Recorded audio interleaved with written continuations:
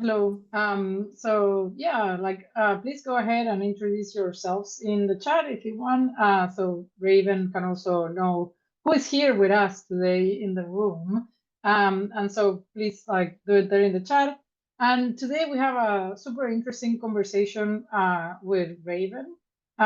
So Raven Stanley, she's an enrolled member of the Lambi tribe from Greensboro, North Carolina, and has dedicated her career to Indigenous art and education. As Miss India North Carolina 2018-2019, she served as an ambassador for all Indigenous peoples in the state, championing cultural representation and empowerment. After earning a degree in consumer apparel and retail studies with a minor in apparel product design from UNC Greensboro, Raven spent 4 years designing for the denim brand Lee before transitioning to freelance work. In 2020, she co-illustrated the Lambi children's book Nakoma's Greatest Traditions, with all proceeds benefiting scholarships for Native high school students. Today, Raven collaborates with various organizations and consults with Indian education programs to promote and preserve Indigenous art and culture. Her work powerfully narrates the story of her people and has opened countless doors, inspiring her to launch an Indigenous coloring book and her streetwear brand, Original Peoples, a modern reinterpretation of traditional Indigenous elements from southeastern North Carolina. Thanks, Raven, for being here. Awesome. Thank you much, Evelyn, for that amazing introduction. Like she said, I'm super happy and honored to have been asked to speak today. I'm going to go ahead and share my screen just to make sure that everybody can see. Can someone give me like a verbal, because I cannot see anyone no longer. Can someone give me a verbal confirmation that you can see my screen? We cannot. No, we're My apologies. I'm still working with oh, I guess I need to hit the share button. Yes. Let's see. So sorry about this. I just got a new laptop and I have like a firewall for letting me share. Shayna or Evelyn, could one of you all possibly share my presentation? Yeah, no worries. I'll do it. So sorry about that. The only thing I can share is audio, but hopefully that's okay. I do have a video that it was a brief like 50-second video, but if I need to skip over, it's totally fine. I'm hoping. Let me see. Just at the very bottom, hit that present. There you go. Yeah, is that okay? Yeah. Looks good now. Great. Thank you. Perfect. Okay, so now like one thing about me, I'm a visual person. So when I talk, I love to have a visual with it as well. So like she said, my name is Raven Dow Stanley. I'm an enrolled member in the Lumbee Nation. And today I'm going to be talking about culture unfiltered, unpacking appropriation and embracing authenticity, and how we are reclaiming our stories and honoring our truths. You can go ahead and turn to the next slide. So when I do a lot of my presentations, and as she mentioned about my bio, I like to really set the tone for who I am, why this is important to me, how I got to doing this work. And as you can see with my bio, I hold many hats and like to play in a lot of different avenues, but ultimately my passion is for Indigenous people, Indigenous youth, and how we can illustrate our stories and tell our history in an authentic way. So like she mentioned, I got my degree in consumer apparel and retail studies at UNC Greensboro back in 2020. And from there, I started working for Lee Denim as a men's designer, which was really amazing because I got to tap into the fashion industry at a pretty young age, straight out of college, and work for a multi-million-dollar denim brand that is very well known across the world. However, I definitely feel like firsthand, I experienced some things in the fashion industry that I felt like were borderline cultural appropriation and things that we were toggling with. And I'll kind of go into a little bit more detail with my presentation, but it definitely opened my eyes to a lot of things and kind of made me feel very different and put me in a very unique perspective when I was working for a corporate organization, because I felt like being the only Indigenous person in a space.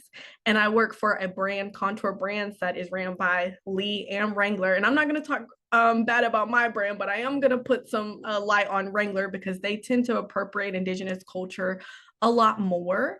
And so it was oftentimes very uncomfortable when I would go into the office and something as little as just seeing a Indigenous print that I know has a lot of significance to like the Navajo Dene people or to the Acoma Pueblo people out west, or even to my people in the Southeast, and seeing it portrayed in a very commercial way that doesn't really do the service or respect to the people or the tribe was very uncomfortable for me, even just being in an office. And it's like, who do I tell that to? How do I share that story, right? So from then, I left corporate America and wanted to venture off. And I've always wanted to be an entrepreneur and own my own business. I remember being 5 years old and telling my mama, I want to be an entrepreneur. I want to be a businesswoman. Before I even knew what that word was, I didn't quite know what business I wanted to attain, but I did know that I wanted to, you know, have my own thing and be my own boss. So from then in 2024, after doing a lot of like freelance graphic designing, I finally got my own LLC where I established my own clothing brand because I was very passionate and intentional about creating a clothing brand that was very modern to very streetwear. Because I do feel like when Indigenous culture, history books tend to leave us in the 1800s. And I am one of those contemporary Indians that I love. And I'm also an urban native, so I love spotlighting our culture in a very contemporary sense. So I don't, as you can see today, like I'm not dressed in full buckskin with my complete regalia on and feathers, but I can still represent my indigeneity in little small nodes in a business setting, right? And so that was kind of the purpose of my brand, is because I wanted Indigenous people and Indigenous allies to be able to understand, bring awareness to Indigenous culture. And I feel like we are in a climate now where that's ever more essential to embrace your cultural identity. With that, I also started working as I wanted to make one more note about, can I go back really quick? Yeah. I wanted to note about ACES. So I also work part-time for the American Indian Science and Engineering Society as a program officer and graphic designer. And so what this organization does is we are a national nonprofit organization throughout the country that focuses on creating education surrounded by STEMs, technology, robotics for Indigenous youth, and also college students, kind of creating that college path and career readiness. That's kind of our big focal and mission. So a lot of my work in philanthropy gets to be creating literature and materials for Indigenous youth to help understand STEM and robotics. So very different, but very exciting. And then also this past December, I launched my own Indigenous coloring book that I designed, and it was kind of inspired by my grandmother. And so I've been able to share that across the state of North Carolina, also in about 3 or 4 different historical gift shops in North Carolina, which has been really awesome that I've been able to create a platform for Indigenous education in art in different areas. So, thank you. So going right into it, I just want to highlight kind of what this discussion is going to be about and some of the heavy hitters that I want to talk about. So one is kind of the purpose, why it matters, why this is important. To the overview, so looking at different examples, we're going to go through examples of what cultural appropriation looks like and what cultural appreciation looks like, while also defining what those terms are. Because a lot of times when I talk about terms like this, I want to make sure I set the tone of a clear definition so that way we understand together and collectively the narrative in which I'm trying to speak about when I talk about how cultural appropriation looks in Indigenous culture. Because I do feel like with each culture and the way their identity is and how they choose to share it is very different. For example, my stories, my purpose, and my reasoning may be different from another culture, especially one that has had a different history in terms of colonization and genocide than mine. And so I always like to preface like why that is and why it is so important. especially to not only my Indigenous relatives, but my non-Native brothers and sisters as well. And then at the very end is call to action. So kind of ways that we collectively can be smart about cultural appropriation, and ways that we can steer away from it, and ways that, you know, we can highlight cultural appreciation. And before we go to the next slide, one thing that I do want to stress, and I know when me and Shayna kind of had our initial meeting and kind of figuring out what this webinar was going to be about, one thing I talked about was I don't want this presentation to be me like, don't do this and don't do that, and we don't want this. Absolutely not. That is not what I want to be here for. I wanted to create this presentation to show that, one, I think it is amazing to have Indigenous representation in all aspects, whether that is in the fashion industry, whether that is in the entertainment industry, whether that is in a corporate setting, wherever. I think it's important to have representation. I think it is important to have different backgrounds of different cultural identities embraced. So I want to be clear that this presentation is not to diminish that or to kind of put my culture over anybody else's, but rather I want to create a narrative in which we can all collectively appreciate Indigenous culture. So that's why I want to give you examples and give you ways in which everybody can actually, you know, appropriately thank you, appreciate Indigenous culture, because I'm the type of person, I'm not going to say don't do this, don't do that, but rather I want you to do this, and I want you to be a part of this. So that's kind of the overview of what today's discussion will be about. And then next, so a lot of times when I do presentations, I always like to do a land acknowledgement. And what a land acknowledgement is basically a honoring of the Indigenous land that we inhabit. And I do know this webinar is being broadcast as people are from a lot of different spaces and places, and I think that is so amazing. So I did want to recognize the community in which I grew up in. And so I grew up in Greensboro, North Carolina, which is actually 2 hours from my tribal territory. And so the Greensboro area sits on the traditional lands of the Sara and the Kiowa people, Siouan-speaking nations who lived here long before colonization. We honor the ongoing presence of Indigenous people, including the Occaneechi Band of the Saponi Nation and other North Carolina tribes.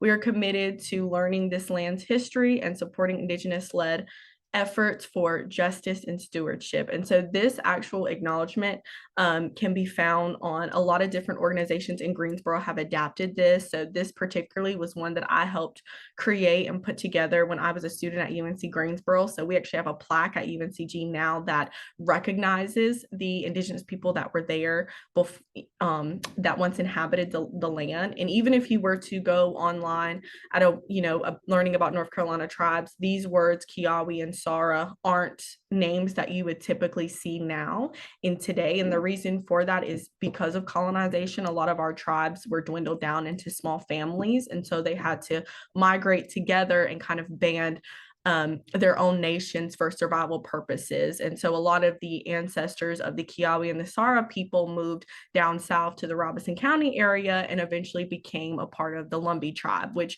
and that can be a whole nother presentation that I won't go too much in about, but you can definitely find more information about the Lumbee tribe and our unique history. But yeah. And so this right here, like I said, I'm a visual person. And while I love to talk, I also love to have visuals, because I feel like even if I can't bring everybody to a powwow, at least I can do it virtually. So this commercial right here was something that the Halawa tribe put on. And the reason why I wanted to show this is because I feel like Hollywood and a lot of different mainstream organizations like to tell the story of my people in a very, I want to say, just irrelevant way. And like the Pocahontas Hollywood just isn't the full structure of my people. So I wanted to show this as an example of what we look like today. Now, of course, we don't wear this in our everyday settings, but these are what's called our regalias, which means a suit of honor, because we do not call them costumes.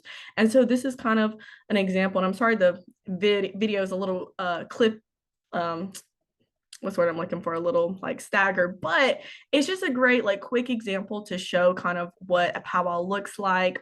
These are the kind of things I grew up in. So I will say in the beginning of that video was actually a clip of me when I was Miss City, North Carolina, but that was just a brief example of kind of what some of our regalias look like, and especially to someone that has never really seen Indigenous culture firsthand, it can be very foreign and very brand new. And I like to show that video because I like to set the tone for what, you know, how kind of wrong Hollywood got our culture and what it actually looks like. But once again, we'll be going into a lot more examples.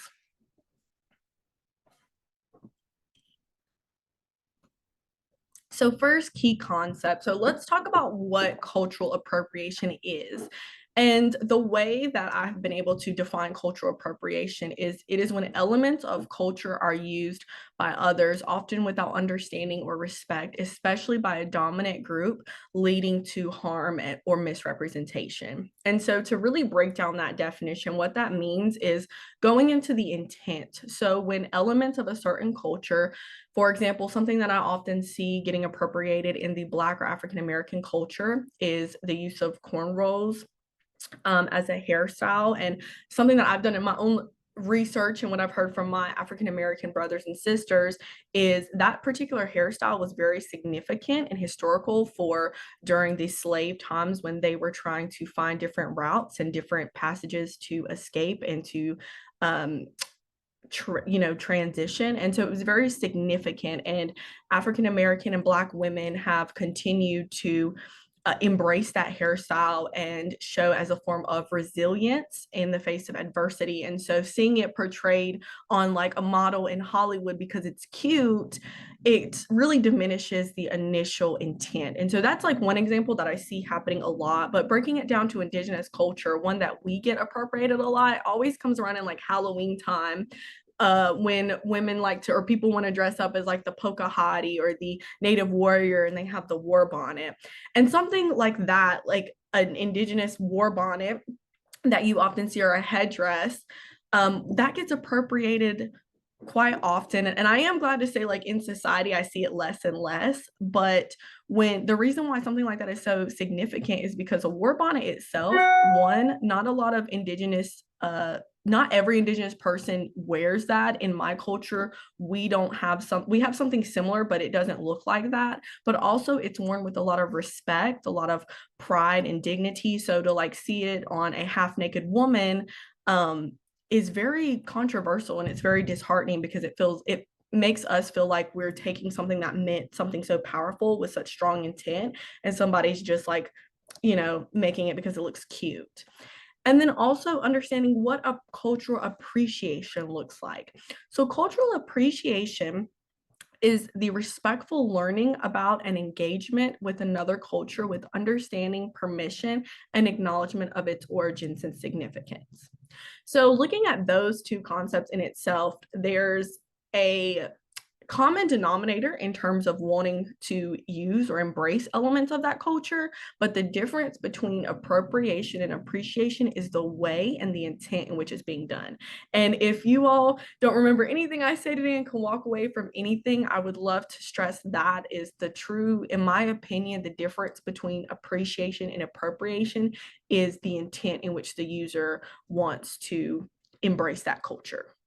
And then there's also a term that I newly found out about that I want to start using more is cultural sovereignty. And this is the right for Indigenous people or even people of that culture to govern and preserve their cultural traditions. And that's something despite the federal government, despite our relationship with with America, despite our relationship with the colonizers, our people have always maintained its cultural sovereignty. And there's many examples, even with my own tribe, of how we still maintain cultural sovereignty, although we are a state recognized tribe. And then here are just some visuals of and examples of cultural appropriation.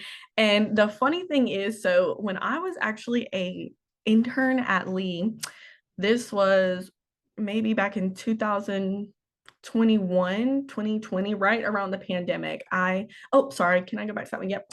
I did a presentation on it was like how you can be inspired by different cultures. And so of course I like went to my boss and I was like, well, I'm going to do one about appropriation and appreciation on Indigenous culture, because that's like, you know, that's the perspective I can speak from. But that is what I know best. And I was at the time maybe 19 years old, 20 years old. And this presentation was in front of the VP of Lee. And I did something very similar to this presentation that I'm doing today, where I basically explained why it's not good and what cultural appropriation looks like. Now, the funny thing is the examples I used then, I used here.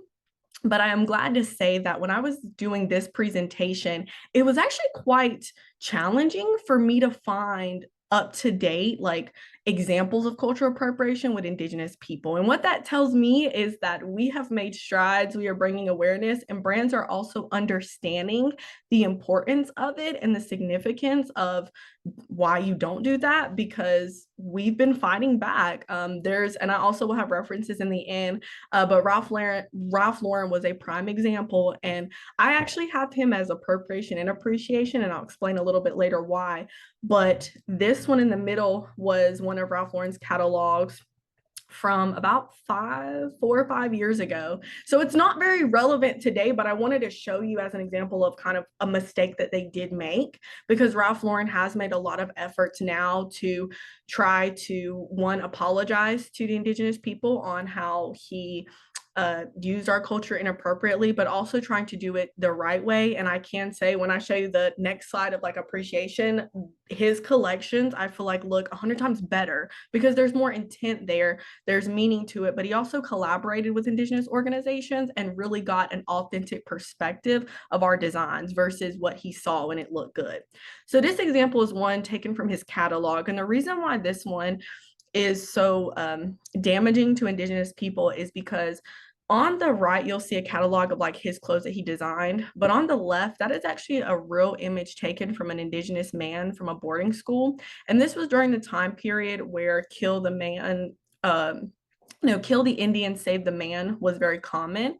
And so that concept came from when the federal government realized they couldn't completely erase us with smallpox or diseases and war.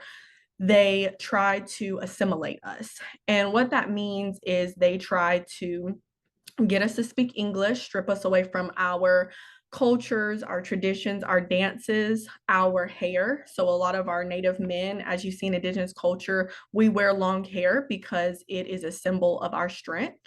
And so for a Native man, the only time that typically they would cut their hair is for mourning or for cleansing or rebirth. And it was very significant. So to be having their hair stripped away from them without their choice, and you would think like something so small as getting your hair cut, but like something like that you have no control over your own physical like body, or being stripped away from your own control of your power. You can imagine how diminishing that can be physically, emotionally, spiritually, psychologically.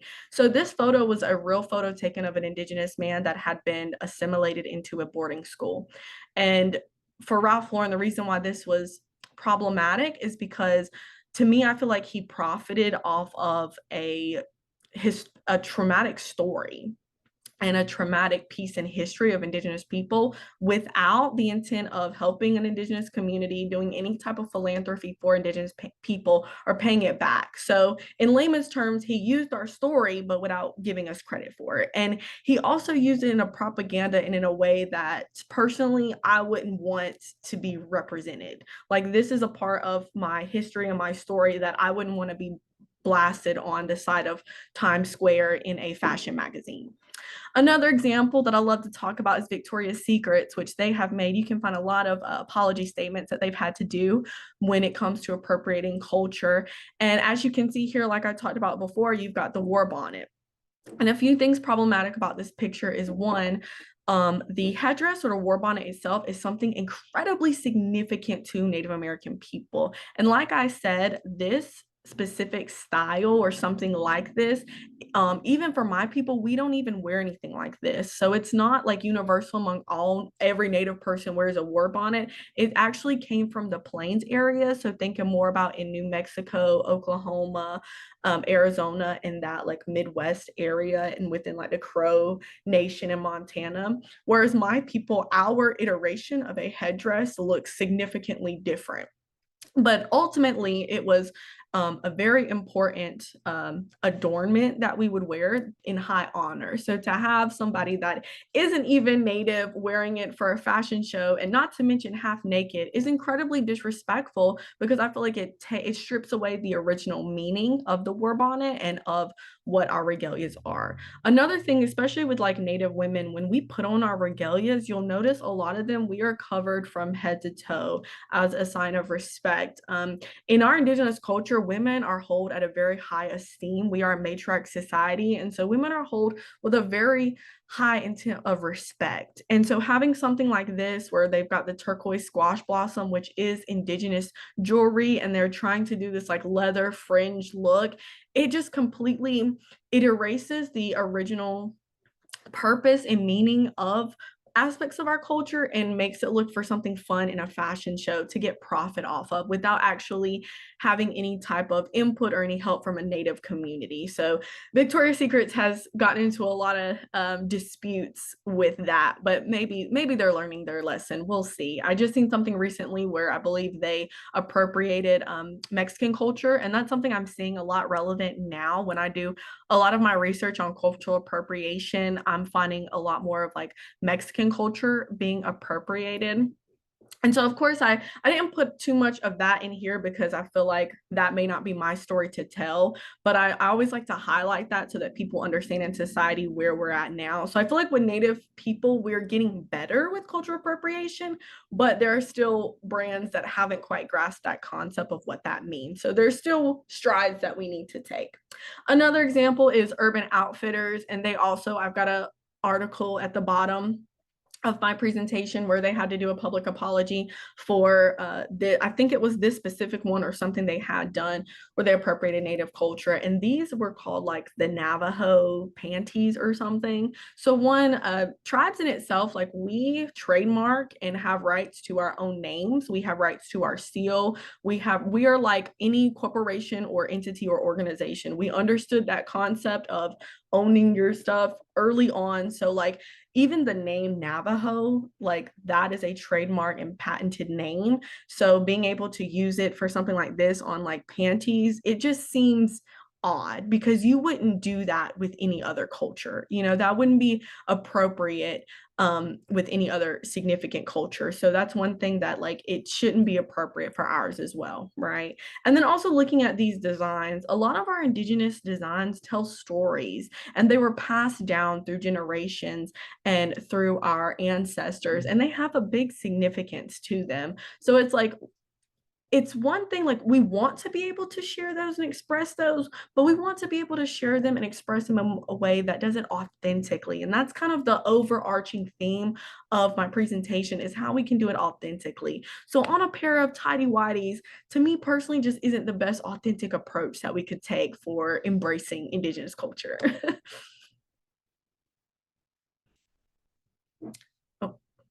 All right, and then why it matters. So the cost of commercialization and how it negatively impacts Indigenous communities. And so this right here, the picture that I have is an example of an Indigenous woman, and she's actually in a Native regalia called a women's Northern traditional regalia. And the reason why I put this here is because if you were to look back at like one of the first slides where I had like the Pocahontas girl like appropriation, and then look at this picture, or even if you were to recall the Victoria's Secrets picture and look at this, they're very different. So that's why it's like when I talk about Native culture and Native appropriation, the way mainstream society, Hollywood, entertainment industry, the fashion industry has portrayed my culture has been wrong. Like we don't look like that. We don't have those, you know, it's like they take aspects, but they're not even telling the story properly. And so the commercialization of Indigenous culture through appropriation, it strips our sacred traditions away from their meaning, and it exploits Native identities for profit and contributes to the erasure of Indigenous voices and sovereignty. So it's like to still have issues with cultural appropriation in 2025 is crazy to me, because I feel like as Indigenous people, since 1492, we have constantly been fighting for our rights, for the rights to maintain our traditions, for the rights to maintain our culture and our history. And we've constantly been trying to take up spaces where we bring awareness to our culture in a proper and authentic way, and we still have brands misinterpreting that. And it's like, it could take one brand, like Dior, when they did their Savage launch with Johnny Depp, and they had native inspiration there. And Sauvage Dior is the cologne like fragrance, and personally I love that fragrance. It smells very good, but Sauvage means savage. And so to have that with the identity of Native people in a cologne commercial is just crazy to me, because that's not the story I want to be told for Native people. And that was another example of how Dior had to change their marketing and change their advertising, because it was borderline appropriation, because they used Indigenous people in a way of still portraying the Native savage that we've seen in the early 1800s or in like the Western Hollywood movies. And our story of erasure, so going back to how the federal government has tried to erase Native people. Now, this story will look different among different tribes, so I wanted to specify my tribe specifically in the Southeast with Lumbee, and also ancestry to the Tuscarora people. So I acknowledge my Lumbee ancestry, but my Tuscarora as well, because our story is very similar, and we have a very similar story of erasure.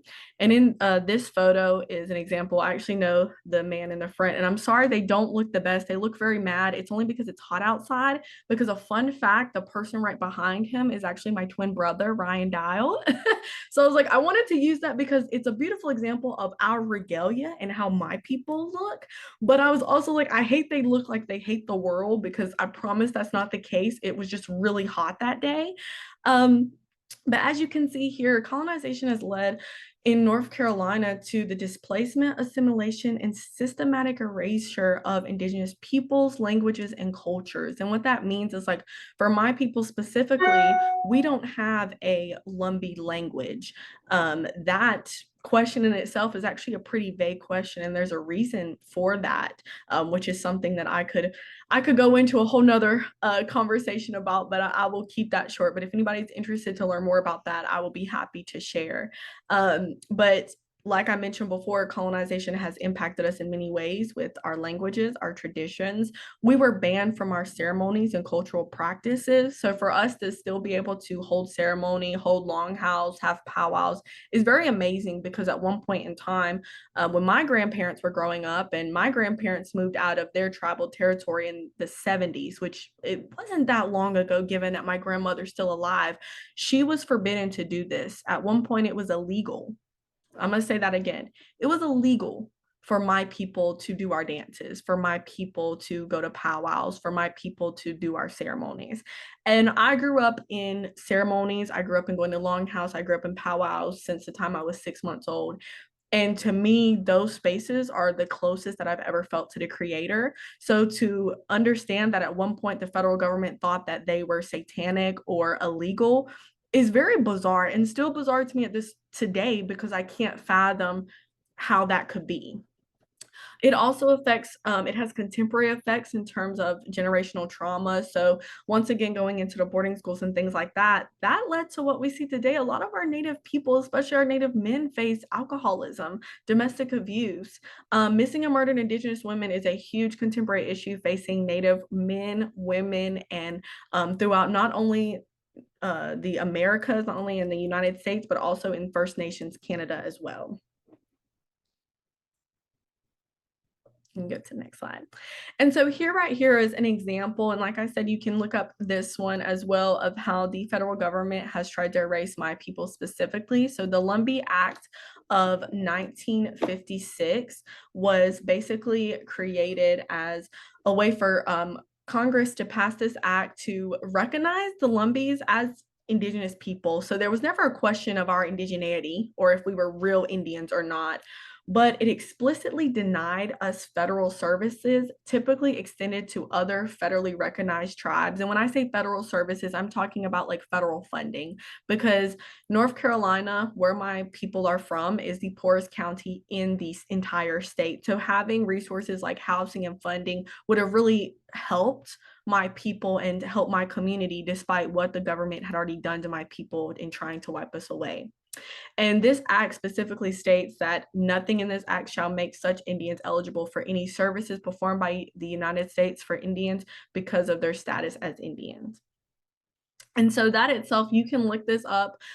This is something that our federal government deemed. And so to see that they kind of made this decision and felt this way, it's very disheartening that, you know, this is a part of our culture and something that our history books typically aren't going to shed a light on.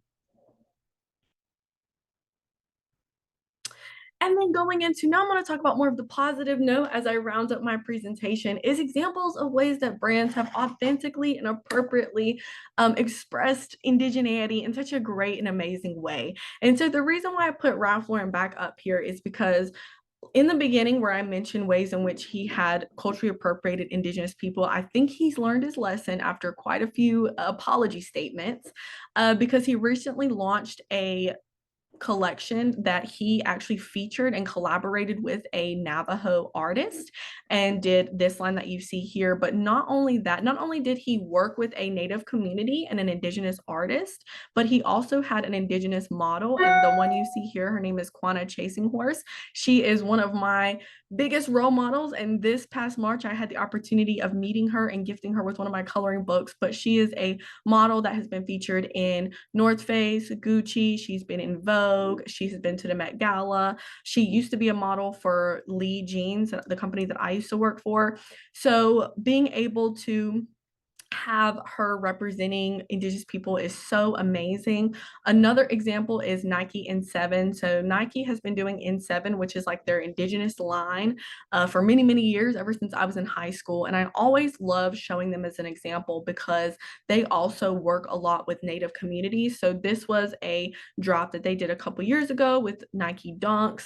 And if anybody loves sneakers the way I do, this made me super happy because they worked with an Ojibwe artist and actually portrayed authentic Ojibwe style florals, which is really very beautifully done. And the story behind it and the messaging was even more amazing. So personally, I feel like when you actually work with a Native person and appreciate culture in a positive way, I think it works out better. The line looks better. There's so many better impacts. And the way to do that is one, call to action, right? So getting with a Native American person, an Indigenous community, learning more, making yourself more aware. We have so many resources and we have so many Indigenous artists, designers that are willing to collaborate and willing to work and build those partnerships, but also like how you can use that platform to help Indigenous communities. So like Nike N7, a lot of the proceeds that they make off of their collection go back to help profit a Native American organization, a Native American tribe, a community.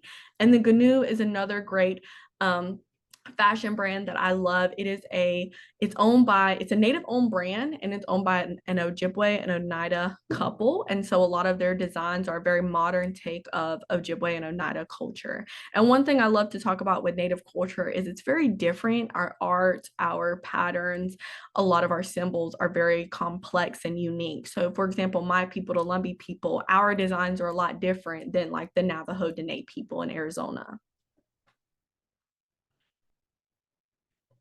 And then before we go to questions and answers, I wanted to put this slide here. And I also dropped my URL to this slide in the chat. And I told everybody that this slide itself is, this presentation, excuse me, is open and available for anybody for their own personal use or any way that they like. I like to create my resources as educational opportunities to bring awareness and teach about my culture. I do not like to gatekeep anything. So feel free to take this presentation in your own personal use and do your own additional research, but I do have some different accounts if you want to follow my work, learn more about what I do and my efforts in Indigenous people and an Indigenous community. Feel free to find me on all these links. I also have at the bottom my Original Peoples online store if you want to see my clothing brand, as well as if you're interested in purchasing one of my coloring books, the URL to that one is at the bottom also. But I have my email, so I'm very good. I try to be very awesome at answering my emails. I usually, depending on how busy my week is, I like to give a 24-hour, 48-hour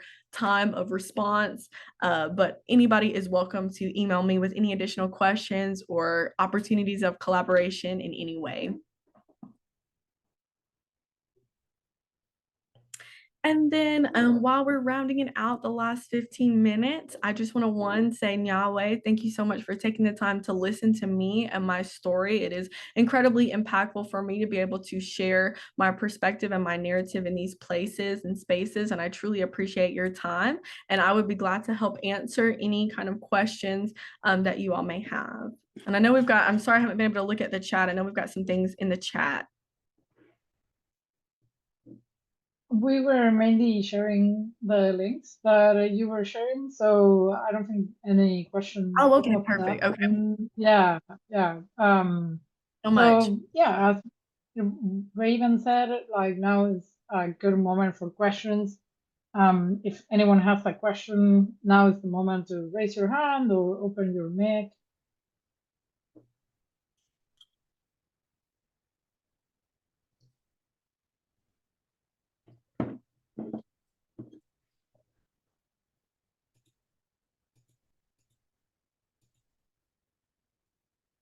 And Chloe saying in the chat, thank you so much for your presentation. Absolutely. Thank you. Thank you for being here. And Jorge says that it was a very good explanation. Thank you. Same for Gregory is also saying thank you. Yeah, it was great. Also, I want to add, as a person that doesn't live in the United States, like I found it interesting that I don't think I've ever seen those Nike shoes like in my part of the world. And so it might be like an interesting thing that Nike might be doing that, like they are not like selling that everywhere, but rather in the place where it belongs. So that's an interesting, like interesting to see. Yeah, absolutely. Sorry. Yeah, go ahead. I was just gonna say, if no one else has a question, I have a question.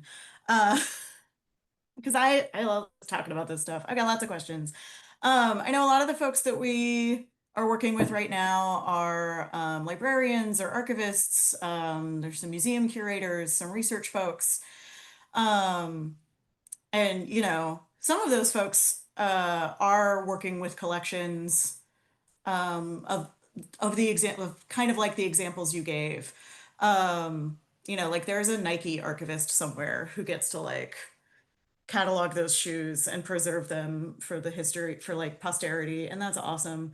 But for those of us who don't get to work directly with super cool stuff like that, I'm just curious if you have any like advice or ideas for folks who are working with artifacts, with books, with records, with photos like the ones that you showed, where they might not be familiar with the culture themselves. So they might not know, and they might be looking at a historical photo of a particular indigenous tribe and not maybe fully understand what it is that they're looking at or how to describe it to their users. Are there resources that can help them, or what kinds of things can they think about as they approach that work? Absolutely. That's a great question. And so when you are working with things like that, and I can definitely understand like when seeing something, it's like, well, where do I go? Like there's not like a native hotline that I can just tap into and get all the resources. And so typically what I like to say, especially since we're kind of coming from all different areas of the world, is if you do know that tribe or the native indigenous people that either that artifact is about, or some kind of relation to, or even the geographical area, my thought would be to try to research if a local tribe is there. So for example, we find a lot of things like in Town Creek Indian Mound, which is kind of like an hour from my tribal territory. In North Carolina. And so what they'll do is they actually have a very close relationship with the Lumbee tribe. There are also a lot of different American Indian organizations across the country. So even, and I'm of course speaking specifically in North Carolina, but like, for example, where I live right now in Durham, it's a very urban area where there's hardly any native tribe or anything in close proximity. You have to travel at least an hour, 2 hours away, but we have an urban organization as well. So like, for example, if you have something, try to do research on that local tribe. A lot of tribes nowadays in 2025 should all have a website, an actual domain website where you can find contact information and also resources about that tribe and what they're doing, as well as community events. A lot of people ask me if they see events and stuff hosted by Native people people if non-native people are allowed to come. Absolutely, especially powwows. If you see it publicized, you are allowed to come. If it says otherwise, but 99% of the time they're open for the public. A lot of our ceremonies and things like that, we keep private. If we don't want you to come, you don't know about it, trust me. But like I said, try to reach out to the Indigenous community in that area. Typically, if you can go online and look at the geographical location and what's there, and also there's urban organizations and urban centers. And typically in my experience, when we get people that kind of are doing that. Like I run into people all the time that get emails of, I found this, or I have this, or I want to do this. And I'm trying to get in touch with a Native community, but don't know where to start. When you find that one person or you find that one organization or tribe, we're oftentimes very receptive and willing to educate and teach about our culture. So you might actually just open a whole Pandora's box of a relationship that you might not even know about. So to answer your question, I would say try to find the local Indigenous community or culture that might be relevant to. And you can find that by going online. You could literally type it in Chat GPT. I don't know if that's a big thing for anybody else, but there will be resources online that you could kind of help navigate your way there. And then also, one thing that like we even find in my community is when we get like we have a partnership with the Southeastern Museum at UNC Pembroke, and they will have a lot of different artifacts and stuff. Well, you might not even realize what you might have an artifact. If you go into that tribe, somebody's great grandmother has passed down something very similar in her basement, or might have another missing piece to your puzzle that you may not even know. Especially like significant documents, artifacts, different cultural aspects. A lot of our stuff we do pass down among our families and in our communities. So like I said, being able to tap into that local community, you might open doors that you didn't even know that you could. I hope that answered that. No, that was great. Once again, I'm happy to share resources in any way that I can. I know I specialize in North Carolina, and I can tell you everything to get into contact with every Indigenous person in North Carolina. But speaking in a more broader sense, that there's also national Indigenous organizations that also kind of help bring resources to Native people. So like the United, it's called Unity, but it's a tribal council that brings resources and just a big network for Indigenous people. My organization I work for, ACES, is also a really big network, specifically if you're looking at like STEM, that tries to be like that umbrella, but that like chain of, building a bridge among Native people and also non-Native people.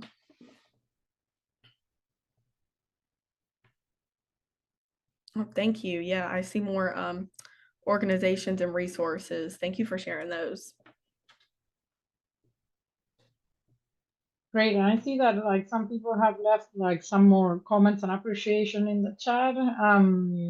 I see that Amna said thank you so much. This was very insightful, and I appreciate you taking the time to speak with us today. And Tahara said thank you so much for your presentation. It was really interesting. So yeah, if no one else has any other questions, we can give you back 10 minutes of your time. So yeah.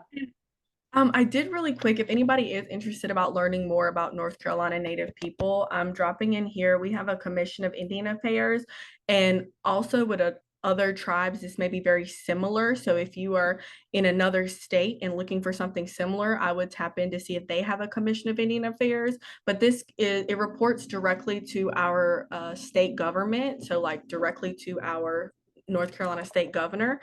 And this has, if anybody in the North Carolina area wants to find events or different community things that we're doing locally, feel free to look at this website, and there's a lot of resources there as well. So, thank you.